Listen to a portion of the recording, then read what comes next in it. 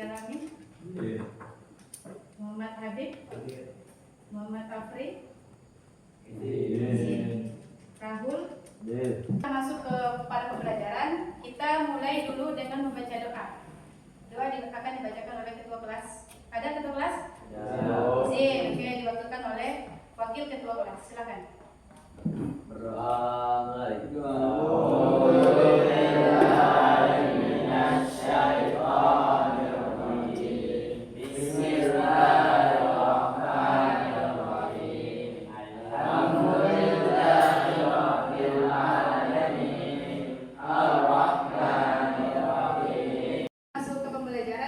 Kita screening dulu ya. Oke. Fokus. Konsentrasi. Konsentrasi dimulai. Yang lebih semangat lagi. Konsentrasi. Konsentrasi dimulai. Cluenya adalah tepuk.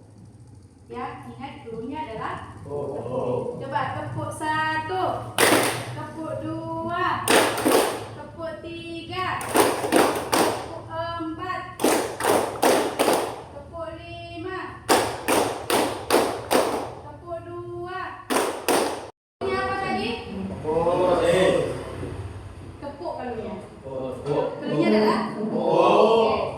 Tepuk 3, tepuk 5,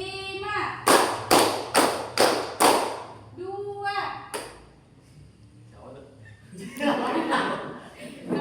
tepuk 4, tepuk 3, 2. Baik, kita masuk ke materi. Minggu sebelumnya kita sudah belajar tentang, ada yang ingat? Adab Islami menjaga lingkungan.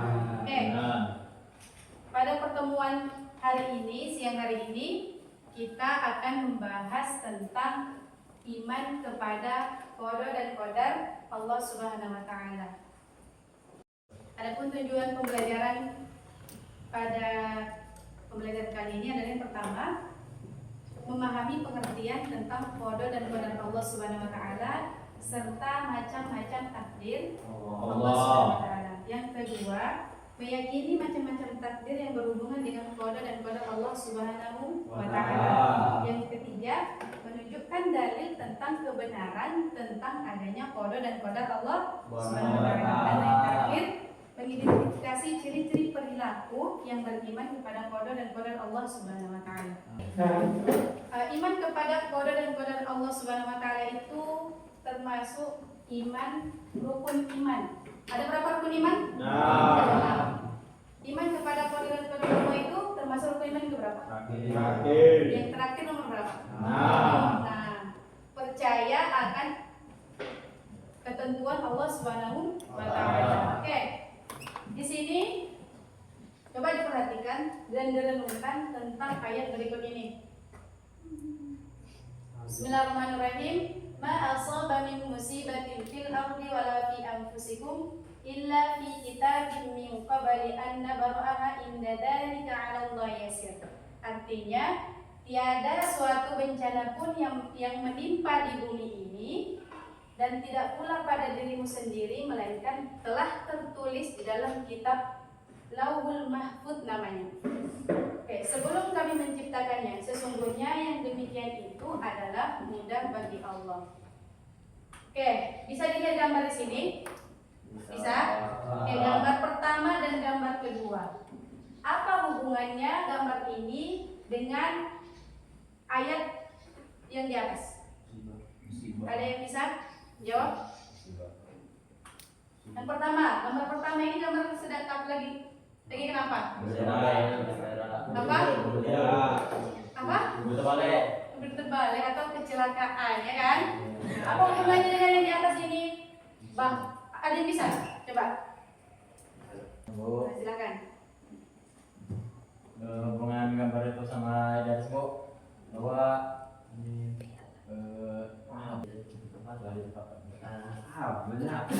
sudah tertulis di Lauhul Mahfuz.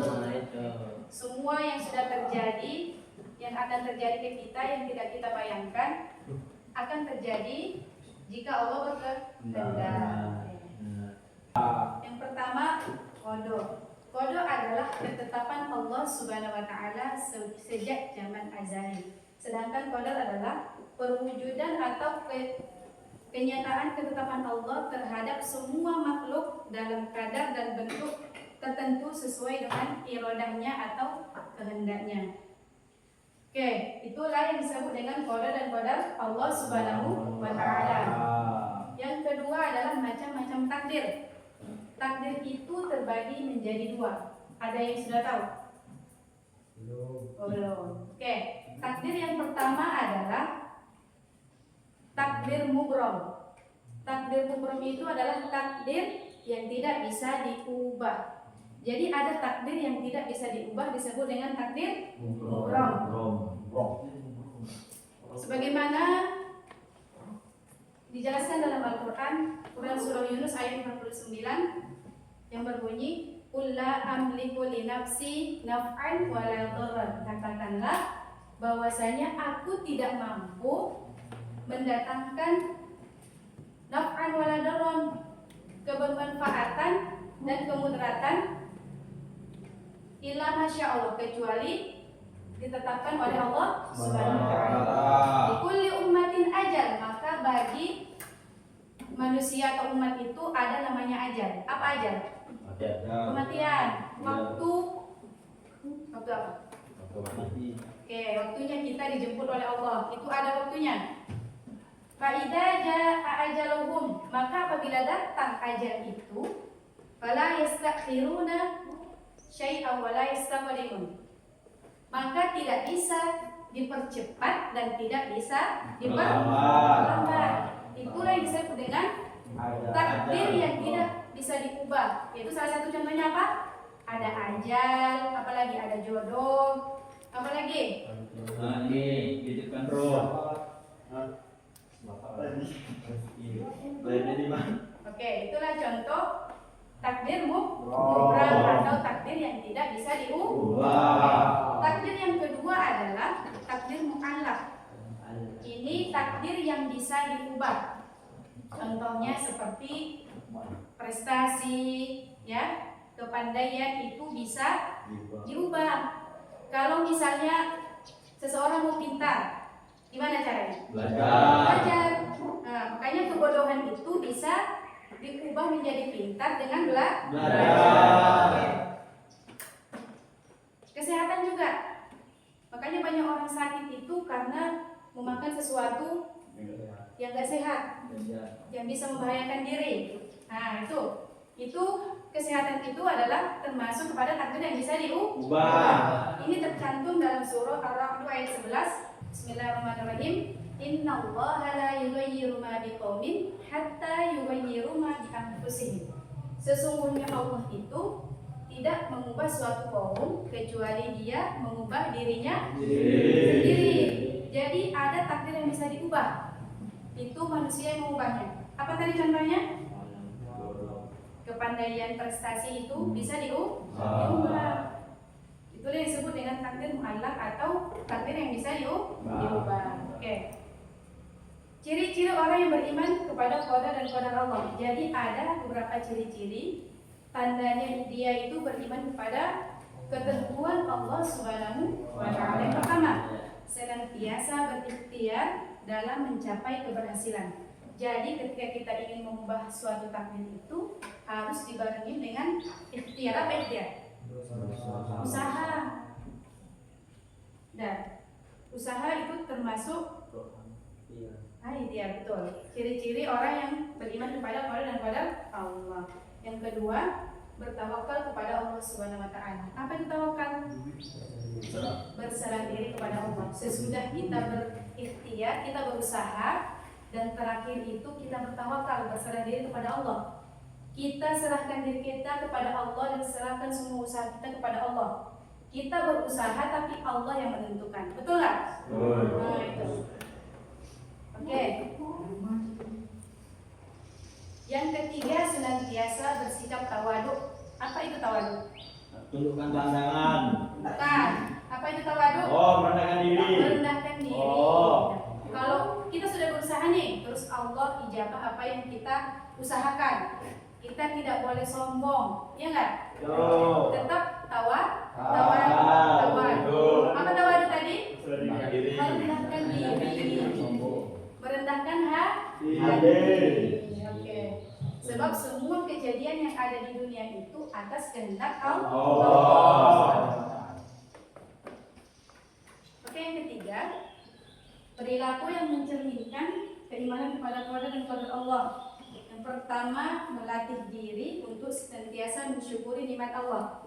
Jadi ketika kita sudah yakin akan qadar dan qadar Allah itu, kita harus melatih diri kita selalu mensyukuri apa yang Allah berikan. Yang kedua, melatih diri untuk senantiasa mendidik diri untuk ikhlas menerima kenyataan hidup dengan hati sabar dan tabah. Jadi kita sudah berusaha misalnya nih, tapi tidak diijabah, ya kan? Jadi kita harus ikhlas dan sabar, tabah. Yang ketiga, cukup tenang dalam hidup ini, tidak mudah terpengaruh oleh lingkungan. Ya, lingkungan ini luar biasa nih pengaruhnya. Kadang sudah mulai bersyukur dan ikhlas, tapi karena lingkungan atau orang lain yang mengajak kita sesuatu yang tidak baik, ya kadang ada rasa tidak Bersyukur. bersyukur. Itu keempat adalah manfaat iman kepada qadar dan qadar Allah Subhanahu wa taala. Yang pertama, mendorong manusia untuk bekerja keras dan tidak mudah putus asa. Jadi iman kepada manfaat iman kepada qadar dan qadar Allah itu adalah menjadikan manusia itu bekerja keras. Ketika menginginkan sesuatu itu harus ada usaha atau kerja keras. Yang kedua, sabar dalam menghadapi cobaan Allah dan bertawakal. Yang ketiga, pandai bersyukur dan tidak mudah sombong. Di sini dulu materi kita pada siang hari ini. Selanjutnya kita buat kelompok untuk diskusi. Sudah? Sudah? Jadi setiap kelompok ada tulis diskusi. Itu yang pertama ya, yang di atas aja. Di kemarin ada pertanyaan terus yang tulis di sini hasil. Ini nomor 2. Waktunya 15 menit ya. Qadar dan qadarnya Allah SWT dan tidak ikhlas dengan apa yang telah terjadi. Tahun 1000 berapa ya? Jadi Setiap kelompok akan mempresentasikan hasil diskusinya. Kita mulai dari kelompok 1. Silakan. Diskusi kami, mengapa di dunia ini ada orang kaya dan miskin? Jawabannya, karena perbedaan orang kaya dan miskin itu adalah takdir Allah. Tapi kaya itu adalah takdir yang bisa diubah dengan ada orang yang bunuh diri. Kan hasil dari presentasi kami, karena ada orang yang tidak percaya akan ketetapan qadar dan qadarnya Allah Subhanahu wa taala dan dia tidak ikhlas akan ketetapan Allah serta tidak terima akan ketetapan qadar dan qadar Allah Subhanahu wa taala. Dan itulah hasil diskusi tadi dari kelompok 1 dan kelompok 2. Oke. Selanjutnya penutup kesimpulan pembelajaran kita pada hari ini. Yang pertama, qadar dan qadar Allah itu adalah ketentuan Allah Subhanahu wa taala. Macam-macam takdir. Takdir itu terbagi menjadi 2. Yang pertama, takdir mubrom dan takdir mu'allaq. Takdir yang bisa diubah dan takdir yang tidak bisa diubah. Dari materi hari ini kita tidak boleh janganlah kita menjadi orang yang mudah putus asa dan jadilah orang yang terus berusaha. Pelajaran hari ini, takdir itu terbagi menjadi 2. Yang pertama, takdir mubrom yang dapat dirubah, yaitu takdir mubrom yang tidak dapat diubah karena itu adalah ketentuan dari Allah Subhanahu wa taala. Dan takdir yang kedua adalah mu'allaq yang dapat dirubah oleh manusia. Kesimpulan yang sudah disampaikan dan materi dari awal sampai akhir ini, ada yang belum jelas atau ada yang ditanyakan? Jelas semuanya? Ada yang belum jelas? jelas semua. Azam, ada yang belum jelas Azam? Kita tutup dengan doa kafaratul majelis. Oke.